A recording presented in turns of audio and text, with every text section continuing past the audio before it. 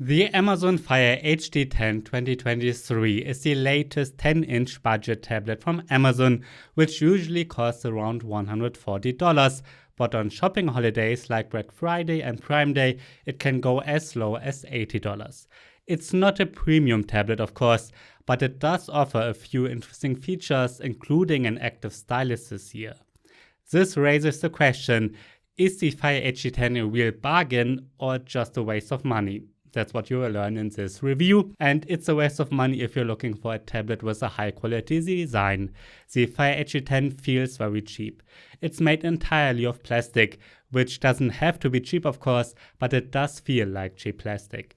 However, Amazon is promising quality, and it is actually 2.7 times more rugged than the Samsung Galaxy Tab A8, which is made of aluminium. At 8.6mm, it's thin enough and weighs a relatively light 434 grams.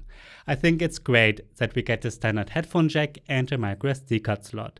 The latter can even be opened without an eject tool. The slot is hidden behind a simple flap that is easy to open. It's charged using a USB-C 2.0 port, which does not support external monitors. There's a 5-megapixel camera at the front and back, which take pretty good pictures in good light, at least considering its price. Obviously, 5 megapixels lack a bit of detail, but otherwise, the quality is not bad and is actually better for video chats than many expensive laptops. However, photos and videos are hardly usable in difficult lighting conditions. The Fire HD10 2023 has a 10.1-inch IPS display with a resolution of 1920 by 1200 pixels. As always, I think Full HD on 10 inches is sufficient. Texts look sharp enough and viewing angles are relatively stable. The screen is pretty good in this price range. It's a little brighter than the Samsung Galaxy Tab A8, and you can watch Netflix and other streaming services in HD resolution. This makes it quite suitable as an entertainment tablet in this respect. I also compared it with the more expensive Amazon Fire Max 11, and the Fire HD10 is slightly darker and has a slight green tint. The two speakers are fine, but not amazing. The sound is not as clear as on the Fire Max 11, and the Samsung tablet is a good deal louder. I think the sound quality is okay for the price, but it would have been nice if it had been a bit louder. It can be too dark in a noisy kitchen, and that's what it's advertised for with the Alexa voice assistant. You can write on the Fire HD10 2023 with any stylus that supports USB 2 technology. These are mini pens for Chromebooks, but also for the Google Pixel tablet and the Fire Max 11. I use the same USB 2 pen that Amazon also sells for the Max 11, which costs $35. Compared to an Apple Pencil or Microsoft Surface Pen, that's very cheap. Unfortunately, the USB 2 technology is not really good. Whether on a Chromebook, the Google Pixel tablet, or this Amazon Fire tablet, the pens, or rather the technology, is a bit disappointing. Yes, you can write notes and draw with it, but they are not as precise as an Apple Pencil, Samsung S Pen, or Microsoft Surface Pen. These three are much better. I therefore cannot recommend the Fire HD10 if you are specifically looking for a tablet with good pen. The pen is okay for playing around and also if you just want to write down rough notes, but if you want to do a lot of handwriting at school, university, or work, then I recommend a tablet from Samsung, Apple, or Microsoft. If it has to be cheap, then get a used one.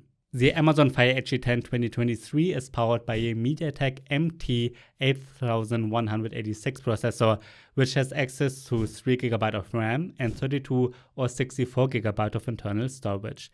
There's no version with LTE.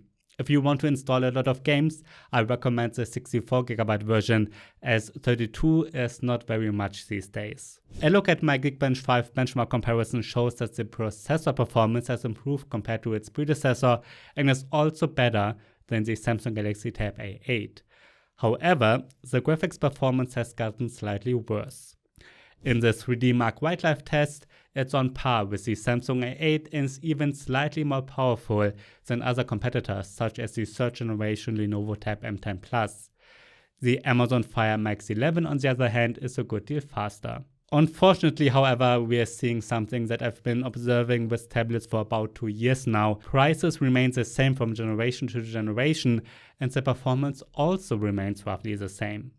A great example of hidden inflation. Well, the benchmark results suggest that the Fire HD10 is not a perfect gaming tablet, and that's true. You can't play demanding games with the highest graphics settings. However, many do run, including PUBG Mobile, but you can only set the graphics to HD here. But then it runs pretty well. I also tried Warcraft Rumble, where I occasionally experienced slight stutters. In the end, however, it's playable. These are really only slight stutters. The same applies to Diablo.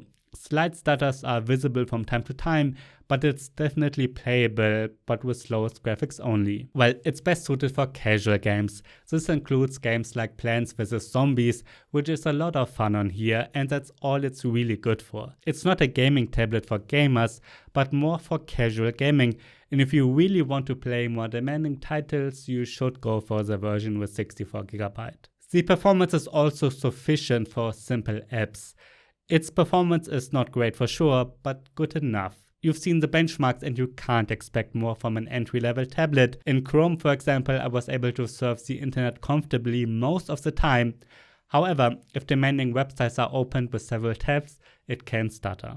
The Fire HD10 comes with Fire OS version 8, which is based on Android 11. However, it's important to understand that it's not Google's Android, but Amazon has taken the open source version of Android and adapted it itself. Although it's based on Android 11, Amazon keeps it up to date with updates. In fact, Amazon releases updates surprisingly frequently, but these mostly only secure security gaps or fix bugs. All of Google's offerings are therefore missing out of the box. There's no Chrome, no Gmail, no YouTube, and no Play Store. Instead, Amazon has its own browser, its own app store, and many of its own offerings such as Audible audiobooks, Kindle ebooks, and Prime Video. The Alexa voice assistant is particularly noteworthy compared to other Android tablets. You can access it at any time by voice command. And if you activate the Echo Show mode, the tablet transforms into an Echo Smart Display and works exactly the same way. You can use the tablet without Google Apps, and many things work well. In the Amazon App Store, you can find apps from Microsoft as well as Netflix and quite a few games. However, the selection is much smaller. I like to use the apps from Google and have therefore installed the Play Store myself. It's pretty easy, and then you can also install Chrome, Gmail, and so on, and ultimately it behaves like any other Android tablet. In my battery test, the tablet achieved a runtime of exactly 10 hours, which is an excellent result. For this test, I always run an HD YouTube video at maximum brightness in an endless loop. So, is the Amazon Fire HD10 2023 a real bargain or a waste of money? Well, that depends on the price you buy it for. I think on days like Black Friday and Prime Day, when it's under $100, it's a real bargain. For less than $100, you get a solid and usable tablet.